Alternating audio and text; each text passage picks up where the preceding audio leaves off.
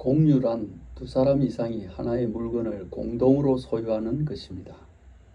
요즘은 함께 나눈다는 의미로 널리 사용되고 있지요. 지금은 바야흐로 공유의 시대입니다. 물건뿐 아니라 아이디어와 같은 무형의 정보와 기술, 그리고 심지어 경험까지 공유하는 세상입니다. 공유 경제는 재화를 여럿이 공유하여 사용하는 공유 소비를 기본으로 하여 자원 활용을 극대화하는 경제활동 방식입니다. 이것은 대량 생산과 대량 소비가 특징인 20세기 자본주의 경제에 반하여 생겨났습니다. 대표적인 공유 경제의 사례로는 에어비앤비나 우버 등을 꼽을 수 있습니다. 나눔의 미학은 아무리 강조해도 지나침이 없습니다.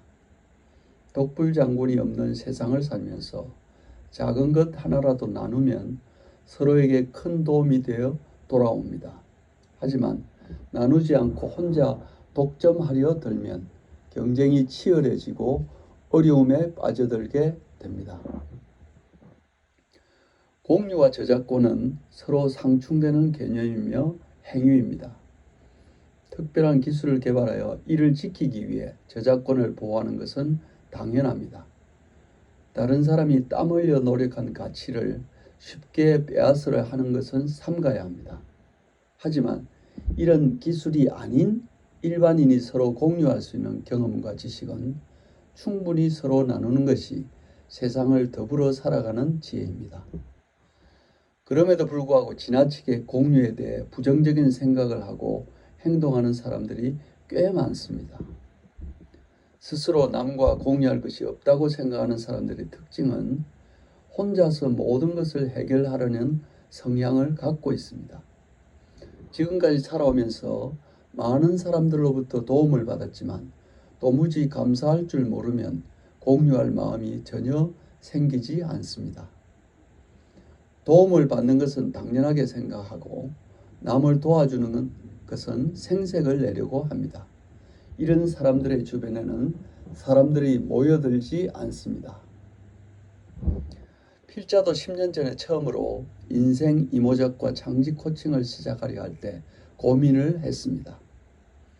풍부한 지식이나 경험도 없고 특별한 기술도 없는데 어떻게 다른 사람을 코칭할 수 있을지 그저 막막해서 망설였습니다.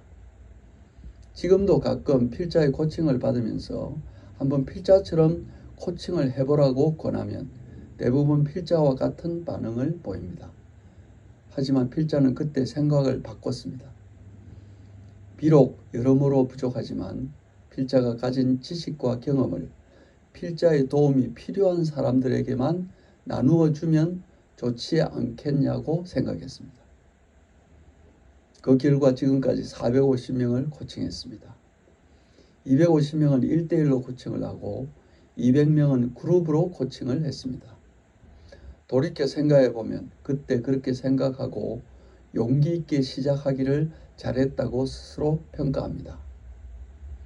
요즘은 코칭 전문가로 인정해 주는 분들이 많아져서 큰 보람을 느낍니다. 직장을 오래 다니고 퇴직한 분들이나 아직 젊은 직장인들이나 비슷한 고민을 안고 있습니다.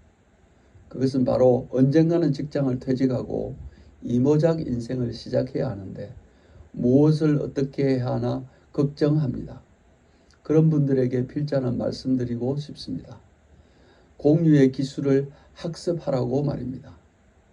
학습은 배우고 익히는 것입니다. 공유의 효과를 충분히 인지하고 부지런히 필자처럼 공유하면 반드시 자신의 길을 찾아낼 수 있습니다. 직장을 퇴직한 후에도 100세 시대를 살아가려면 아직 세월이 많이 남아 있습니다. 자신이 특별한 기술을 가지고 있다면 그것을 공유하면 되지만 그렇지 못하면 부지런히 배우면서 그것을 남에게 공유하면 됩니다.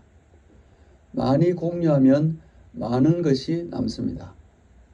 아낌없이 공유하면 몇 배가 되어 되돌아옵니다.